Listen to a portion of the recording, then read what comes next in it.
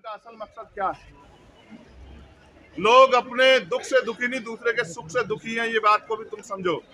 गरीब ये सोच रहा था नोटबंदी के समय कि अमीरों की जेब से पैसा निकलेगा। अमीर की जेब से कुछ नहीं निकलने वाला। अमीर के 2 रुपए निकलेंगे, आपका सब कुछ निकल जाएगा। इस देश में लड़ाई क्या समझो?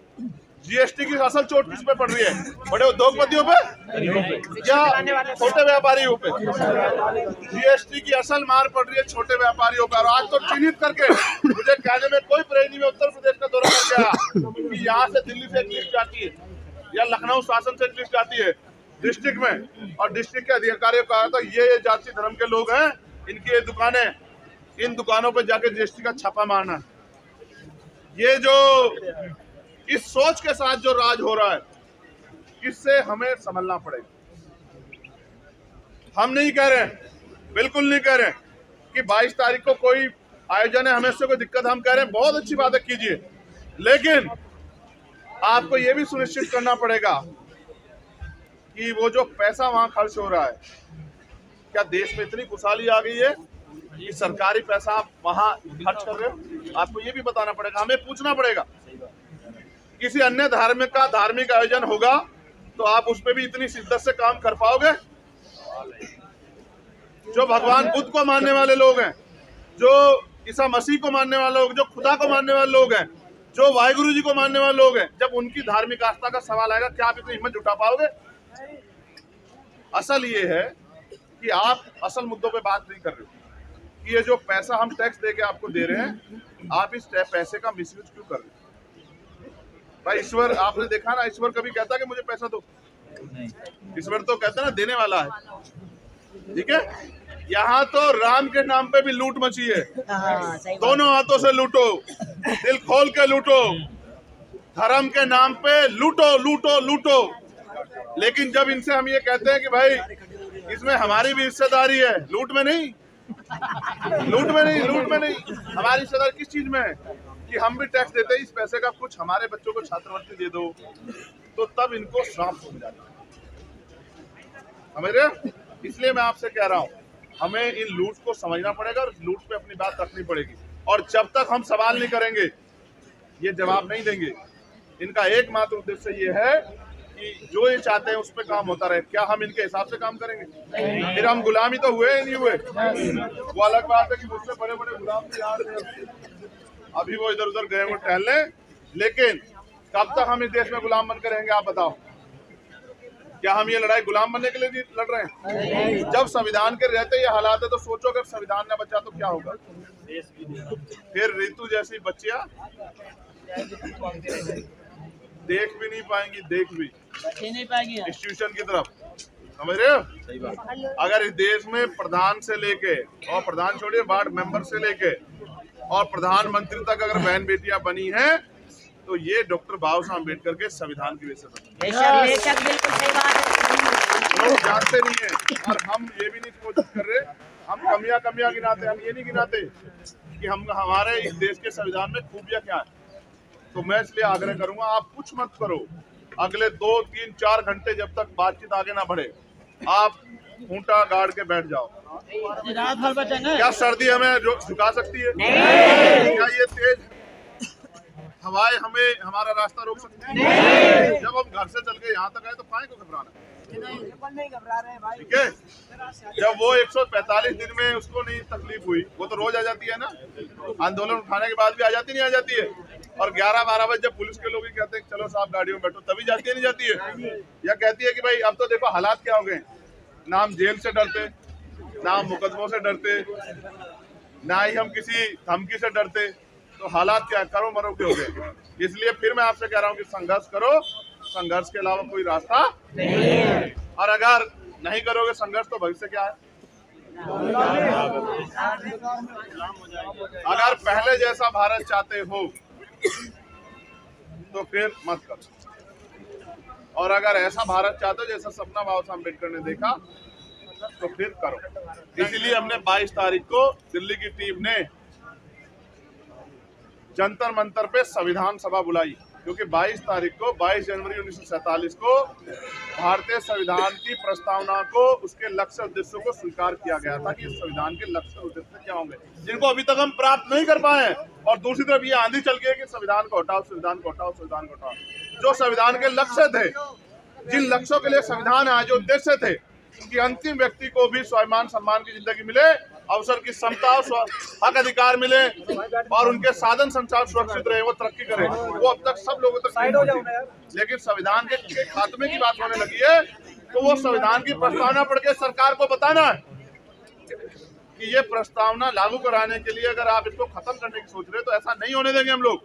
हम इस देश की धर्मनिरपेक्षता को बचा के रखेंगे, हम इस देश की संविधान की जो लक्ष्य उद्देश्य है उनको हम लोग संभाल के रखेंगे, उसको लागू कराने के लिए हम लोग संघर्ष करते रहेंगे। इसलिए आपसे कह रहा हूँ, मैं आशा उम्मीद करूँ कि जब जब यहाँ वक्ता बोलेंगे आप लोग बहुत उत्साहित होकर इधर उधर नहीं भागे, आराम से बैठ के सुनेंगे। कितने लोग हैं जो सुनेंगे? नहीं, ईमान, एक मिनट चलो, एक होता है ईमान, एक होता है ईमानदारी। जो ईमानदारी से बैठेंगे, क्योंकि देखो मैं भी समझता हूँ, आप थोड़े से पीछे पीछे हो जाओ क्योंकि है ना पैर सीधे नहीं होंगे, दिक्कत होगी।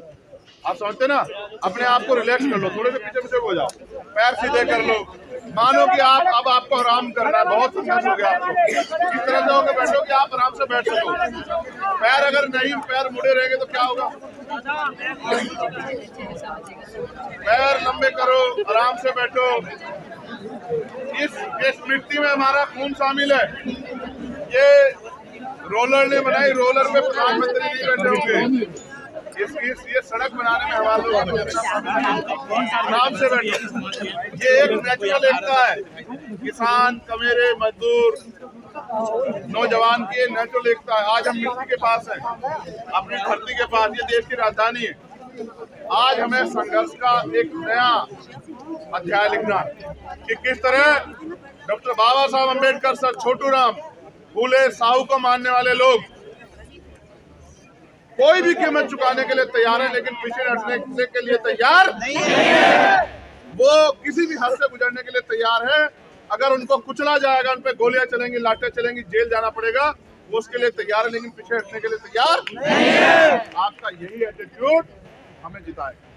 अगर आपने ये एटीट्यूड छोड़ दिया और आप समझौतावादी हो गए, जिसका मुझे बहुत तकलीफ है, मैंने इसको भी कहा ऋतु को कि मुझे इस लड़ाइयों से बहुत नफरत होगी अंदर से कि समय दो, हिम्मत दो, साधन लगाओ, लड़ो, और जिसके लिए लड़ रहे हो समझौता करके चुपचाप निकल जाता है, तो हम तमाशे बने रह जाते हैं।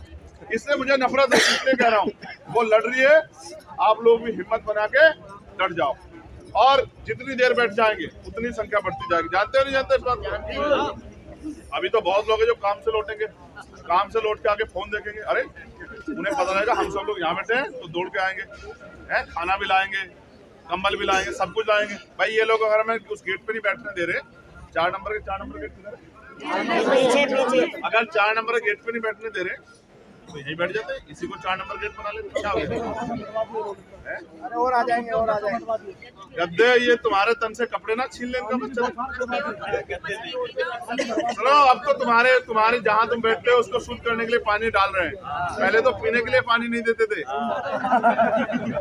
ये दिल्ली है, यहाँ पीने के लिए 1 गिलास पानी के लिए बहुत, समझते हो? बैरिकेडिंग भी शुद्ध हो गई होगी, इसको भी फेंक देना चाहिए। ये तो बैरिकेडिंग के उधर भी हमारे लोग हैं, बैरिकेडिंग के इधर भी हमारे, इनसे तो हमारा कोई मतलब ही नहीं है। देखो ये भी जान लो, पुलिस और जो हमारा अर्धसैनिक बल है, इनसे हमारी कोई लड़ाई नहीं। ये कर्मचारी लोग हैं, इनको भी नहीं पता कब ये प्राइवेट हो जाएंगे, कभी निजी के हेड चल जाएंगे, कब इनको कहा जाएगा तुम्हारी भी नौकरी खत्म है, घर बैठो जाके। सबका नंबर आएगा। सब संभव है।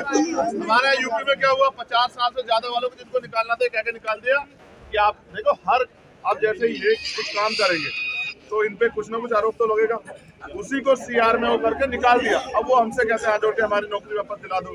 एफसीआई के बहुत सारे लोग हैं, और मैं लिख के देता हूँ कि आपको सरकार के हिसाब से काम करो, इलीगल काम करोगे तो हमारे जैसे लोग पकड़ लेंगे, और अगर नहीं करोगे तो सरकार के लोग निकाल देंगे, समझ रहे हो? तो मैं इनके पे भी संवेदनाएं रखता हूँ। मेरा बस चले, मैं इतना ताकतवर हूँ तो मैं इनकी ड्यूटी 8 घंटे कर दो, स्पेशली दिल्ली पुलिस की 8 घंटे की ड्यूटी मुझसे इनसे बहुत प्यारी है। 8 घंटे की ड्यूटी, हफ्ते में 1 छुट्टी, ठीक है? और क्योंकि ये ज्यादा काम करते हैं, ठंड में आप महसूस करो कोई एक्सीडेंट हो जाएगा, कोई ना आए, ये मरे हुए व्यक्ति के पास 24 घंटे खड़े रहेंगे, उसको लेके हॉस्पिटल जाएंगे, तमाम तरह की मुसीबतों का सामना करेंगे। मैं तो इनकी तनख्वाह भी दुगनी कर सकता हूँ अगर मेरा बच्चा है। इसलिए आपसे कह रहा हूँ, इनसे कोई लड़ाई नहीं है, लेकिन ये मजबूर है क्योंकि ये जिस इंस्टीट्यूशन का हिस्सा है, सरकार वहाँ इतनी ताकतवर है कि इससे मजबूरी में गलत काम कराती है। मैं तो इनसे आग्रह करूँगा, गलत काम का हिस्सा मत बनो। ये भी याद रखो कि जैसे बच्चे ये लोग बैठे हैं, ऐसे आपके घरों में भी आपने भी उनको पढ़ा लिखा, आप भी सोचते हो नौकरी कहाँ लग जाए नौकरी। अब तो लेटरल एंट्री से बन रहे हैं असिस्टेंट कमिश्नर, बन रहे नहीं बन रहे। अब तो जरूरत ही खत्म होगी ना IAS IPS की जरूरत, सिविल सर्विस 400 से ऊपर सेक्रेटरीट में चले गए लेटरल एंट्री। ये हमारे नेताओं के रहते चले गए सर, समझ रहे हो। वो कहते हैं ना, दरख्तों के कटने का किस्सा ना होता अगर कुल्हाड़ी में लकड़ी का हिस्सा ना होता। अगर हमारे नेता गुलाम ना होते तो गुलामी में हमारा ये हाल ना होता। बहुत शुक्रिया। और मुझे लग रहा था कि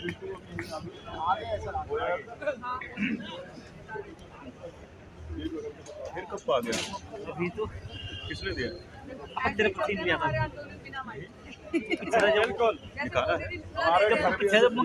पता नहीं चल रहा